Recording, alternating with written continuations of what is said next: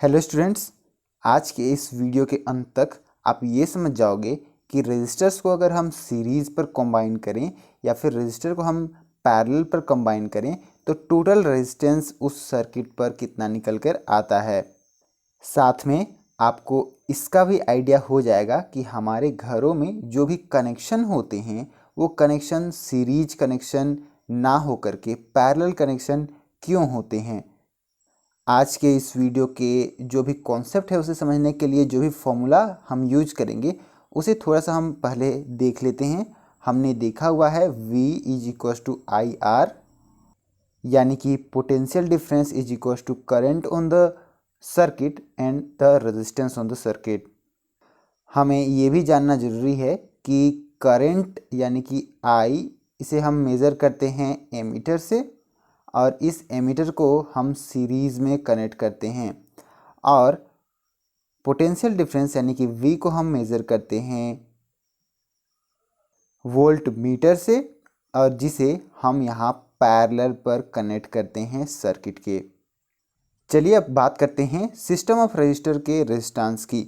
12.6 हम स्टार्ट करेंगे।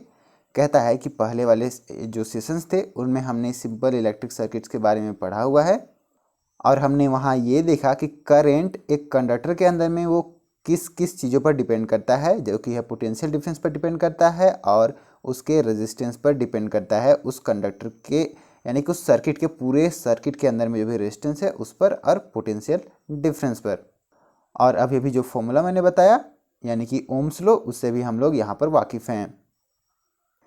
इस सेशन में हम ये जानने वाले हैं कि ओम्स लॉ जो है वो डिफरेंट कॉम्बिनेशन ऑफ रजिस्टर पर कैसे यूज़ किया जाता है और रजिस्टर के कॉम्बिनेशन में जो फाइनल रेजिस्टेंस निकल के आएगा उसे हमें कैसे ये ओम्स लॉ हेल्प करेगा बताने में। अब चलिए रजिस्टर्स का कॉम्बिनेशन कैसे होता है उसका हम मेथड्स देख लेते हैं कि किन किन मेथड से हम उसे कंबाइन कर सकते हैं। अगर रजिस्टर को हम लोग जैसे कि रेजिस्टेंस उसका R1 हो, R2 हो, R3 हो, इसे अगर हम एंड टू एंड ज्वाइन करें तो इसे हम कहते हैं कि ये कनेक्टेड हैं सीरीज़ पर। वहीं अगर हम जैसे कि आप यहाँ पर एक सर्किट डायग्राम में देख सकते हो एंड टू एंड ये रेजिस्टेंस यहाँ पर जो है रजिस्टर यहाँ पर ये कनेक्टेड किए हुए हैं, इसे हम कहेंगे सीरीज़ कॉम्बिनेशन। और अगर यहाँ पर रजिस्टर जो है एंड टू एंड यहाँ ना कनेक्ट होकर के जो रजिस्टर्स हैं वो अगर सभी एंड एक साथ एक वायर से अगर कनेक्ट हो गए तो इसे हम कहते हैं पैरेलल कॉम्बिनेशन ऑफ रजिस्टर्स। चलिए देखते हैं कि रजिस्टर्स सीरीज़ पर क्या रिजल्ट लाते हैं फाइनल अगर हम मेज़र करना चाहें तो। यहाँ हम निकालने वाले हैं इक्विवेलेंट रेजिस्टेंस जब नंबर्स ऑफ रजिस्टर यहाँ पर एक सीरीज कॉम्बिनेशन पर जुड़ा हुआ हो किसी सर्किट के अंदर में। एक्टिविटी 12.4 से इसे हम क्लियर करने की कोशिश करेंगे। चलिए एक्टिविटी 12.4 करते हैं। कहता है कि 3 रजिस्टर डिफरेंट वैल्यूज़ का हमें कनेक्ट करना है सीरीज़ में और वहाँ एक बैटरी हमें कनेक्ट करना है, एक एमीटर हमें प्लग करना एमीटर हमें वहाँ पर कनेक्ट करना है, एक प्लग की हमें वहाँ कनेक्ट करना है और ये रजिस्टर्स हम इस तरीके का ले सकते हैं 1 ओम 2 ओम 3 ओम एटसेट्रा का, इसी तरीके का हम ले सकते हैं। जितना हम चाहें उतना हम रजिस्टर्स यहाँ पर कनेक्ट कर सकते हैं और एक 6 वोल्ट का बैटरी हमें यहाँ पर जो है कनेक्ट करना है। अब की को हम प्लग करेंगे और एमीटर के रीडिंग को हम नोट करेंगे। अब एमीटर को हम किसी भी पोजीशन में उन रजिस्टर को जैसे कि हमने यहाँ पर सीरीज़ में कनेक्ट किया है तो सीरीज़ पर कनेक्ट करने के वजह से हम कहीं पर भी एमीटर को यहाँ पर पुट कर सकते हैं, तो हम पुट करेंगे। जैसे कि इस पोजीशन पर पुट कर सकते हैं, यहाँ पुट कर सकते हैं, यहाँ तो पहले से ही है तो इसे हम यहाँ से हटा करके, वहाँ रहेगा नहीं, वहाँ से हटा करके अगर हम यहाँ पुट करें किसी दूसरी जगह पर तो वो क्या रीडिंग देता है हमें उसे देखना है और डिफरेंट प्लेसेस पर जो भी रीडिंग आएंगे उन्हें हमें नोट करना है। कहता है कि क्या आप किसी चेंज इस पर देखते हो जो रीडिंग आ रहा है करंट का इस एमीटर पर, तो हमें कोई भी चेंज देखने को नहीं मिलेगा। राइट, एमीटर के अंदर में जो रीडिंग है वो सभी जगह पर सेम मिलेगा हमें। कहता है कि यहाँ पर जो एमीटर है वो इंडिपेंडेंट है अपने पोजीशन को लेकर के इस इलेक्ट्रिक सर्किट के अंदर में। इसका मतलब कि अगर सीरीज कॉम्बिनेशन है रजिस्टर का तो यहाँ पर सभी जगह पर current each and every part of the circuit पर वो सेम होगा, सेम करंट सभी रजिस्टर से फ्लो करेंगे। ये एक ऑब्वियस सी बात है ना कि अगर हमारे पास में कोई रजिस्टर है ये वाला, उसके बाद में हमारे पास में कोई दूसरा रजिस्टर है ये वाला, फिर कोई दूसरा रजिस्टर है ये वाला, और सभी जो है यहाँ कनेक्ट किए हुए हैं एक बैटरी से, तो अगर हम एमीटर में रीडिंग देखें तो क्योंकि यहाँ पर जो एमीटर बताता है वो बताता है flow of current per unit time, यानी कि जो करंट है उसे बताता है, तो एक जगह से दूसरी जगह करंट तभी हो रहे हैं जब चार्जेस फ्लो कर रहे हैं, तो एक जगह से दूसरी जगह चार्जेस जा रहे हैं तभी हो रहा है वो वहाँ पर करंट का रीडिंग। तो यहाँ पर जितना ये रजिस्टर रजिस्ट करेगा इलेक्ट्रॉन के फ्लो को, या फिर आप कह सकते हो कि चार्जेस के फ्लो को, इलेक्ट्रॉन ही यहाँ पर फ्लो कर रहे हैं, तो इलेक्ट्रॉन के फ्लो को जितना रजिस्ट करेंगे उतना कम रीडिंग एमीटर पर दिखाएगा। तो अगर ये रजिस्ट किया सबसे पहले, फिर ये रजिस्ट किया, फिर ये रजिस्ट किया, और जो बच कर के यहाँ से आ रहे हैं इलेक्ट्रॉन्स, यहाँ पर मैं इसका साइन चेंज कर देता हूँ, इस साइड में अगर पॉजिटिव है तब इस साइड इलेक्ट्रॉन ट्रेवल कर रहे हैं, तो एमीटर का रीडिंग यहाँ पर कुछ शो कर रहा है। वहीं अगर एमीटर को यहाँ पुट कर दें उस वक्त भी तो यहाँ पर ये रजिस्टर है, ये भी रजिस्टर है, ये भी रजिस्टर है, तीनों का रेजिस्टेंस वही अगर चेंज नहीं कर रहे हैं तो सेम है, तो वो भी उतना ही यहाँ रजिस्ट करेंगे इलेक्ट्रॉन के फ्लो को। तो जितना इधर इलेक्ट्रॉन आ रहा है उतना ही यहाँ से भी फ्लो करेगा ना, क्योंकि ये ज़्यादा इलेक्ट्रॉन यहाँ से आकर के इस आसपास में यहाँ पर ये जमा तो नहीं होंगे ना, जितना इलेक्ट्रॉन को ये अलाउ करेगा उतना ही इलेक्ट्रॉन ये यहाँ पर फ्लो करेंगे। बात समझ में आ रही है? तो इसी की वजह से एमीटर में सभी जगह पर रीडिंग सेम आ रहा है। अगर एमीटर यहाँ पुट होता तो भी वही वैल्यू दिखाता, एमीटर यहाँ पुट होता तो भी यहाँ भी होता, यहाँ भी होता, सभी जगह पर सेम रीडिंग वो शो करता, क्योंकि पूरे सर्किट पर उतना ही इलेक्ट्रॉन फ्लो कर रहा है, उतना ही ये रजिस्टर अलाउ कर रहे हैं। चलिए आते हैं एक्टिविटी 12.5 में। यहाँ पर हमें अब जैसे कि करंट का हमने देख लिया कि सभी जगह सेम हुए, तो यहाँ पर अब वोल्टेज का भी देख लेते हैं थोड़ा। कहता है कि एक्टिविटी 12.4 पर जो सर्किट हमने यहाँ पर किया हुआ था उस पर हमें voltmeter across the end X and Y हमें यहाँ पर सीरीज कॉम्बिनेशन का जो रजिस्टर है उन पर इस तरीके से ऐड करना है। अब हमें की को ऑन करना है, यानी कि स्विच को ऑन करना है, और यहाँ पर वोल्टमीटर का रीडिंग देखना है, और यहाँ पर जो पोटेंशियल डिफरेंस आ रहा है अक्रॉस द सीरीज कॉम्बिनेशन उसे हमें मान के चलना है V। कहने का मतलब कि यहाँ से यहाँ तक के बीच में अगर एक वोल्टमीटर डालें और उस पर जो रीडिंग आ रहा है उस रीडिंग को हम मान रहे हैं V। अब हमें क्या करना है कि यहाँ पर पोटेंशियल डिफरेंस मेजर करना है। ये आप यहाँ पर देख सकते हो बैटरी, इस बैटरी के अक्रॉस, और उस बैटरी के अक्रॉस जो पोटेंशियल डिफरेंस आ रहा है उसे हमें मैच कराना है जो पोटेंशियल डिफरेंस यहाँ पर हमें मिला x और y के बीच में जो हमने कनेक्ट किया हुआ था उस वक्त।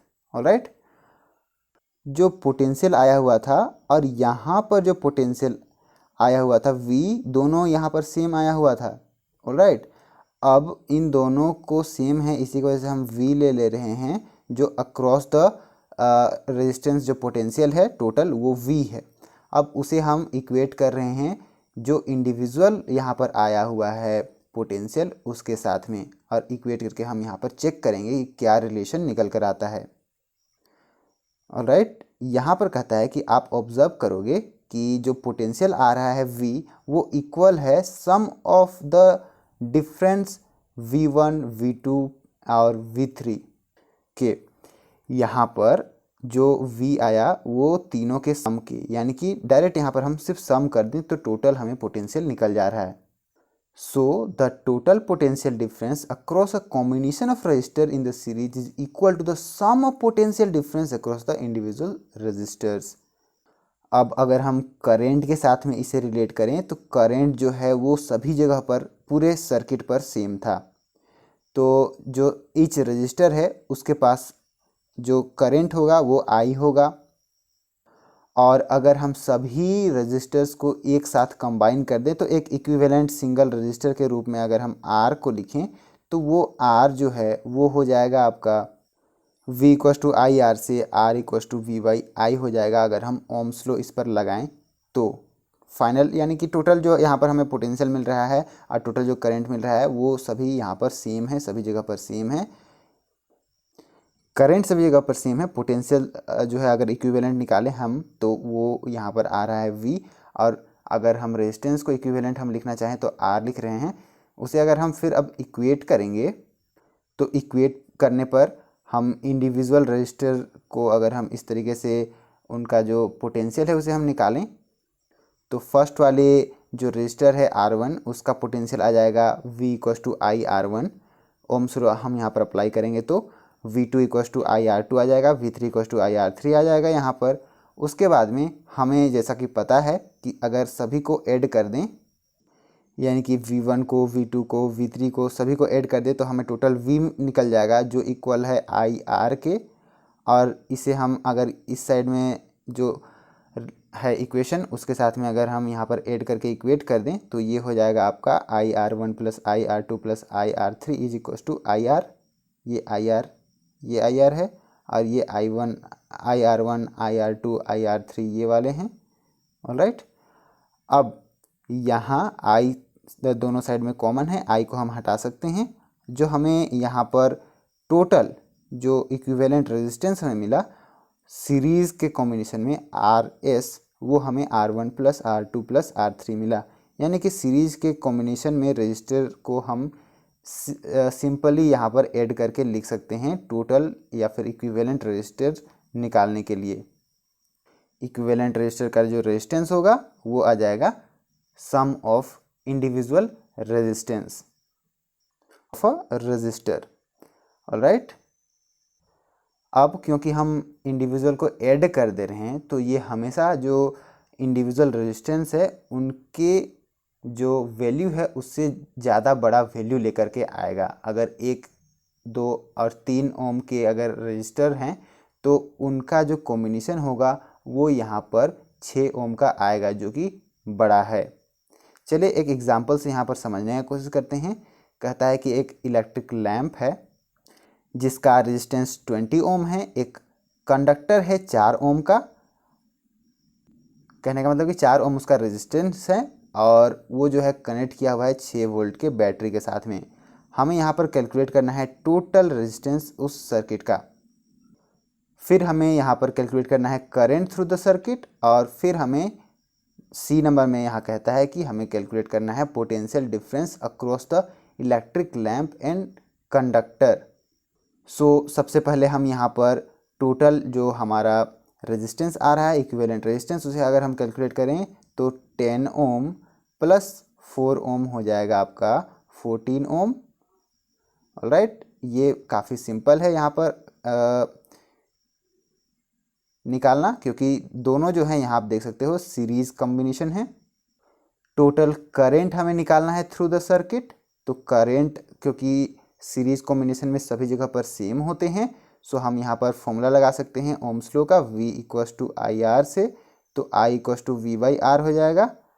Alright, I equals to V by R हो जाएगा और यहाँ पर जो V है वो है हमारा कितना दिया हुआ है 6 वोल्ट और R है हमारा 14 ओम, तो यहाँ पर 6/14 हो जाएगा जो कि यहाँ पर इक्वल हो जाएगा आपका 6/14 दैट इज़ 0.43 के आसपास एम्पियर, 43 एम्पियर के आसपास क्योंकि सभी यहाँ पर SI यूनिट में हैं।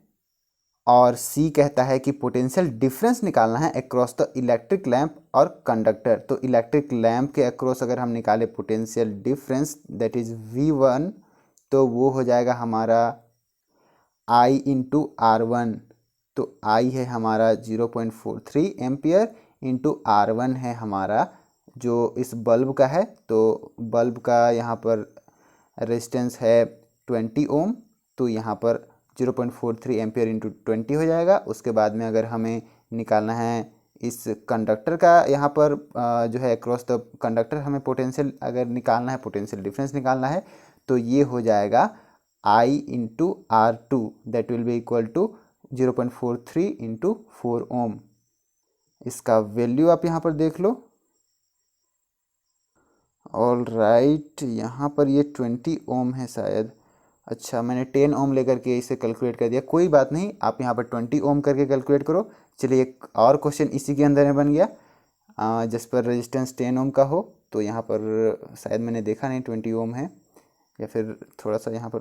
ऑल राइट, कोई बात नहीं, कोई बात नहीं, प्रॉब्लम कुछ भी नहीं हुआ है। आप यहाँ पर उसे एक अलग क्वेश्चन मान करके चलो, और ये एक अलग क्वेश्चन है जिस पर 0.25 एम्पियर आ रहा है, और उससे हमने यहाँ पर जब कैलकुलेट करेंगे तो हमें मिल जाएगा, एक पर मिल जाएगा 1 वोल्ट और दूसरे पर मिल जाएगा 5 वोल्ट।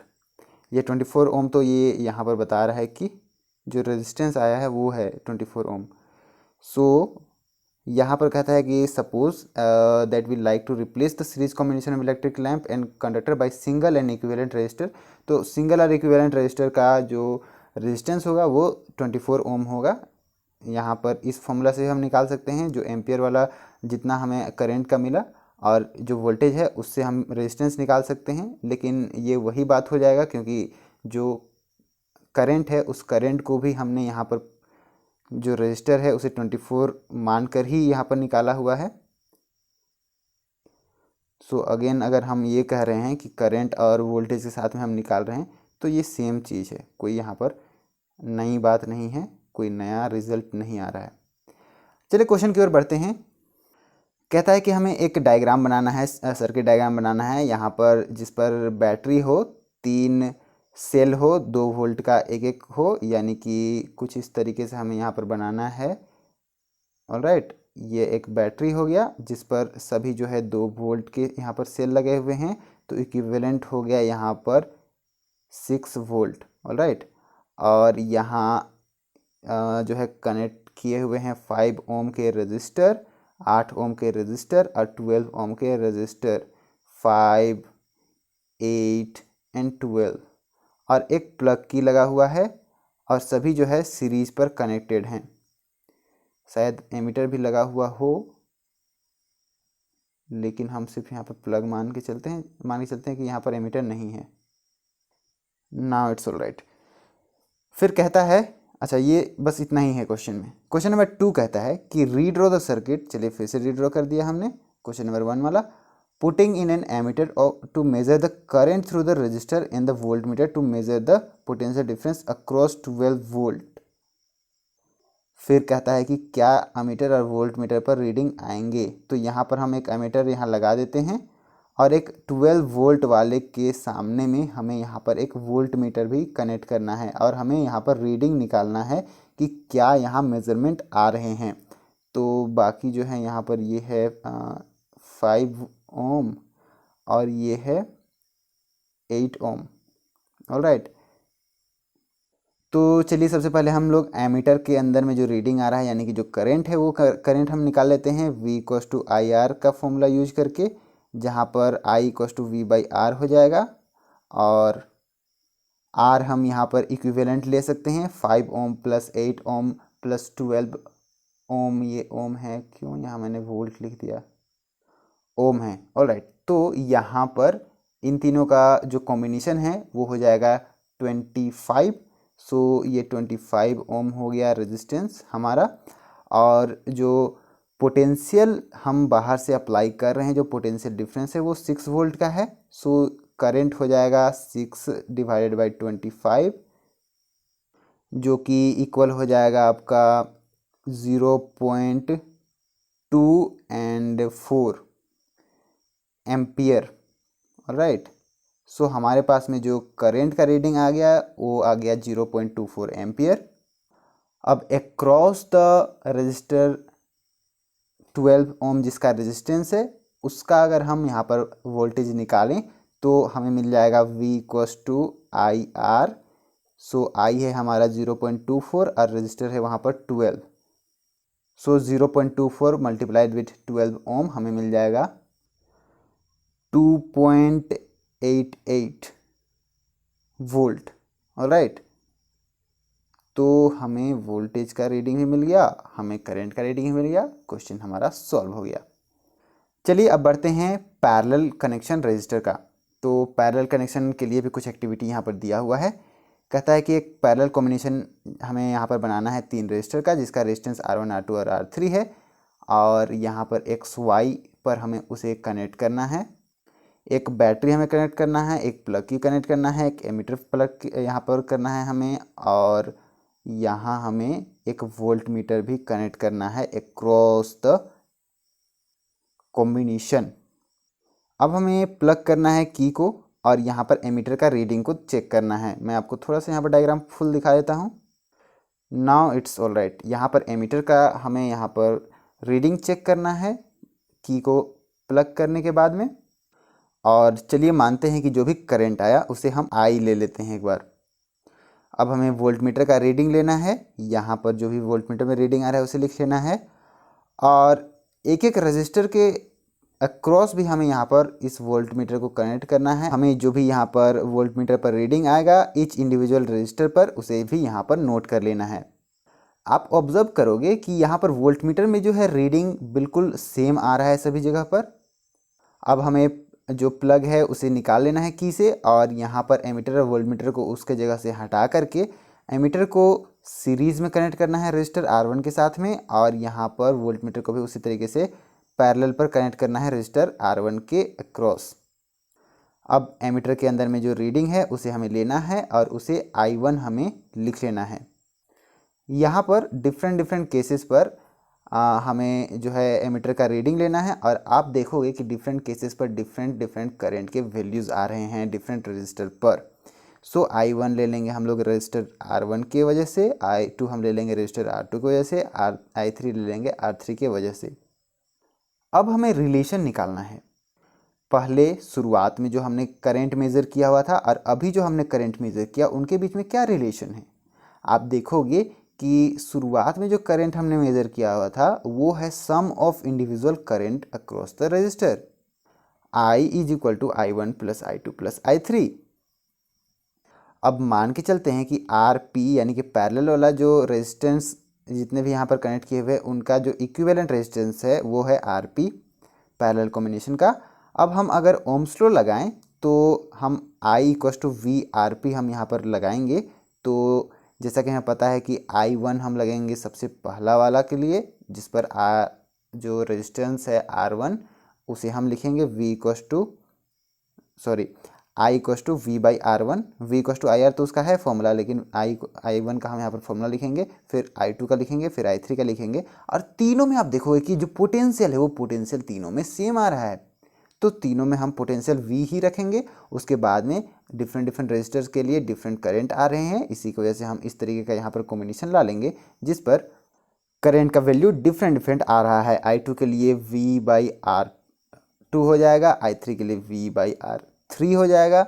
उसके बाद में अब हम टोटल अगर निकालें, यानी कि I equal to I1 plus I2 plus I3 अगर हम यहाँ पर निकालें तो हम लिख सकते हैं that I is equal to यहाँ पर V by R1 plus V by R2 plus V by R3।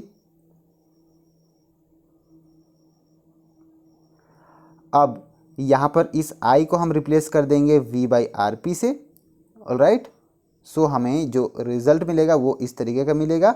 V by RP से अगर हम यहाँ पर रिप्लेस कर दे रहे हैं तो हमें V by R1 V by R2 V by R3 मिलेगा। अब V ऊपर में से कैंसिल हो गया और हमें मिला 1 बाई RP, उसका जो वैल्यू है वो हमें मिला 1 by R1 plus 1 by R2 plus 1 by R3। सो यही फॉर्मूला हमें मिला जो पैरेलल कॉम्बिनेशन है रजिस्टर के उसका इक्विवेलेंट रजिस्टर का फॉर्मूला। सो हम कह सकते हैं कि जो इक्विवेलेंट रेजिस्टेंस आया, ग्रुप ऑफ रेजिस्टेंस जो भी पैरेलल में जुड़े हुए हैं, वो है sum of the reciprocal of individual resistance. इसे आगे देखोगे आप एग्जाम्पल में। चलिए एग्जाम्पल 12.8 की ओर बढ़ते हैं। कहता है कि जो सर्किट डायग्राम फिगर 12.10 में दिया हुआ है, 12.10 यानी कि ये वाला, इस पर जो है अगर सपोज करते हैं कि रजिस्टर R1 R2 और R3 है, सबका वैल्यू 5 ओम 10 ओम और 30 ओम है, तो इसमें से ईच रजिस्टर पर जो करंट आ रहा है वो कितना है, टोटल करंट उस सर्किट पर कितना है, और टोटल सर्किट के रेजिस्टेंस कितने हैं अगर उस पर 12 वोल्ट का बैटरी बाहर से कनेक्ट किया हुआ है। तो करंट हमें यहाँ पर निकालना है ईच रजिस्टर से, क्योंकि ये जुड़े हुए हैं पैरेलल कॉम्बिनेशन से, तो सभी के जगह पर अलग अलग करंट हो सकते हैं। I1 इक्वस टू हो जाएगा आपका V/R1, उसी के तरीके में I2 का हो जाएगा V/R2, फिर I3 का हो जाएगा V/I3, और इससे हम यहाँ पर इजीली कैलकुलेट कर पाएंगे। जैसे सबसे पहला वाला आप देखो 12 वोल्ट V के जगह पर और R1 के जगह पर 5 ओम, वो हो गया 2.4 एम्पियर। उसी तरीके से सेकेंड टाइम हम 12 वोल्ट डिवाइडेड बाई 10 ओम करेंगे तो हो जाएगा 1.2 एम्पियर, जो कि यहाँ पर आप देख सकते हो 1.2 एम्पियर। उसके बाद में जो थर्ड वाला है उसे हम यहाँ पर 12 वोल्ट डिवाइड बाई 30 ओम हो गया, वो 0.4 एम्पियर हो गया। टोटल करंट अगर हम निकालें तो तीनों को ऐड कर देंगे, या फिर हम इक्विवेलेंट रेजिस्टेंस निकाल करके भी फाइंड कर सकते हैं। तो अगर हम इक्विवेलेंट रेजिस्टेंस को बाद में निकाल रहे हैं तो हम पहले इसी को ऐड करके निकाल देंगे, या फिर अगर इक्विवेलेंट रेजिस्टेंस 3 ओम हम पहले निकाल ले रहे हैं तो हम यहाँ पर जो है 12 डिवाइडेड बाई 3 कर देंगे, तो भी यहाँ पर हमें मिल जाएगा वैल्यू। ऑलराइट, अब चलिए टोटल रेजिस्टेंस हम निकालते हैं। टोटल रेजिस्टेंस 1/RP, जो टोटल रेजिस्टेंस RP है वो हो जाएगा 1/5 plus 1/10 plus 1/30 is equal to 1/3, तो टोटल हमें मिल जाएगा 3 ओम। अब यहाँ पर आप देखो इंडिविजुअल रेजिस्टेंस से काफ़ी कम रेजिस्टेंस हमें टोटल रेजिस्टेंस मिलता है। सो सीरीज कॉम्बिनेशन में फिर ये सब फायदे हैं, पैरेलल कॉम्बिनेशन में ये सब फायदे हैं। चलिए नेक्स्ट एग्जाम्पल यहाँ पर सॉल्व करते हैं। एग्जाम्पल 12.9 कहता है इन फिगर 12.12, यहाँ पर आप देखो फिगर को, यहाँ पर R1 जो है सबसे ऊपर में रेजिस्टेंस है वो दिया हुआ है 10 ओम, ये R2 दिया हुआ है 40, फिर ये 30, 20 एंड 60 ओम के ये रेजिस्टेंस इस तरीके यहाँ पर कंबाइन किए हुए हैं, और 12 वोल्ट बैटरी से इसे कनेक्ट किया हुआ है, और यहाँ पर हमें जो है टोटल रेजिस्टेंस निकालना है और total current flowing through the ammeter हमें निकालना है। अब आप देखो यहाँ पर ये कॉम्बिनेशन कैसा कॉम्बिनेशन है। अगर इन दोनों को यहाँ देखें तो ये तो सीरीज कॉम्बिनेशन नहीं है, ये पैरेलल कॉम्बिनेशन है। इन दोनों को यहाँ देखें तो ये भी यहाँ पर पैरेलल कॉम्बिनेशन है, लेकिन रेजिस्टेंस जो है इस सर्किट पर यहाँ से यहाँ तक ये सीरीज में है। अगर हम यहाँ इक्विवेलेंट एक रेजिस्टेंस निकाल दें और यहाँ एक इक्विवेलेंट रेजिस्टेंस निकाल दें तो वो दोनों इक्विवेलेंट रेजिस्टेंस आपस में सीरीज में होंगे। अब अगर हम R डैश निकालें, जो कि R1 और R2 को हम यहाँ पर इक्विवेलेंट से रिप्लेस कर रहे हैं R डैश से, तो वो हो जाएगा 1/R1 बाई प्लस 1/R2, तो ये हो जाएगा 1/10 प्लस 1/40। उसके बाद में अगर हम R डबल डैश निकालें इन तीनों के इक्विवेलेंट के जगह पर, तो R डबल डैश हो जाएगा 1/30 प्लस 1/20 प्लस 1/60। तो यहाँ पर ऊपर वाले में जो R डैश आया वो आया 8 ओम, और यहाँ पर 1/30 प्लस 1/20 प्लस 1/60 10 ओम आ जाएगा। अब इन दोनों को, क्योंकि फिर से ये जो है सीरीज पर कंबाइन किए हुए हैं, इक्विवेलेंट को अगर हम देखें दोनों के इक्विवेलेंट को, तो वो सीरीज़ पर कंबाइन किए हुए हैं, तो हम उन दोनों को ऐड कर देंगे। तो ऐड कर देंगे तो वो हो जाएगा 18 ओम। अब हमें यहाँ पर करंट निकालना है, क्या है वहाँ से एमीटर में जो रीडिंग आ रहे हैं वो कितने आ रहे हैं। तो current I equal to V/R से हम यहाँ पर निकाल लेंगे 12 volt divided by 18 ohm, that will be equal to 0.67 ampere. अब आप देखो यहाँ पर कंक्लूजन कहता है कि जो भी हमने सीरीज सर्किट पर देखा तो वहाँ जो है करंट कंटिन्यूअस और कांस्टेंट था थ्रू आउट, जिसके वजह से यहाँ पर ये इम्प्रैक्टिकल हो जाता है बल्ब को या फिर इलेक्ट्रिक हीटर को सभी को सीरीज़ में कनेक्ट करने के लिए। क्यों? क्योंकि सभी को अलग अलग करंट चाहिए होता है फंक्शन करने के लिए। साथ में सीरीज़ का एक और डिसएडवांटेज है कि यहाँ पर अगर कोई भी कंपोनेंट बीच में काम करना बंद कर देता है तो पूरा सर्किट ही यहाँ पर ब्रेक डाउन कर जाएगा। जिस तरीके से पैरेलल कॉम्बिनेशन पर क्या हो रहा है कि अगर कहीं एक जगह पर कहीं ये कट हो गया तो कोई बात नहीं, ये जो है इस जो कॉम्बिनेशन है, ये जो सर्किट है, इसे कंप्लीट किया हुआ होगा। सो ये यहाँ पर डिसएडवांटेज बता रहा है। आप जानते होंगे फेरी लाइट्स के बारे में, जो कि बिल्डिंग्स को डेकोरेट करने के लिए यूज किया जाता है फेस्टिवल वगैरह में। तो यहाँ आप देखते होंगे कि कोई एक पार्ट अगर यहाँ पर कोई डेड बल्ब हो गया हो तो उसे यहाँ पर जो है फाइंड करना बहुत ही मुश्किल हो जाता है, क्योंकि सभी बल्ब को टेस्ट करना पड़ता है। और एक बल्ब अगर वहाँ पर डेड हो गया तो पूरा अगर सीरीज में कंबाइन किए हुए होते हैं तो वो, क्योंकि सर्किट यहाँ पर ब्रेक कर जाता है, वो जलने नहीं लगते हैं।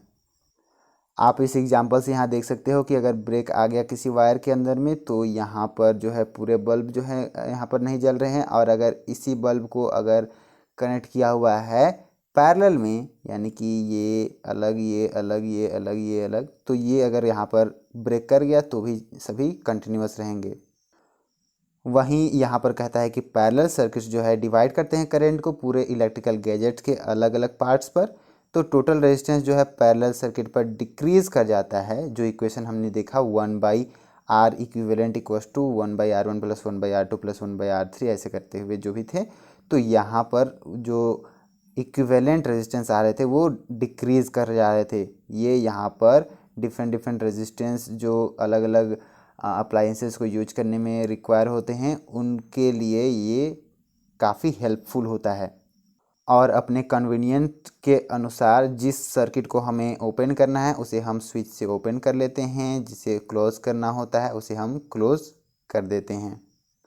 सो आई होप कि आपको बिल्कुल क्लियर हो गया होगा।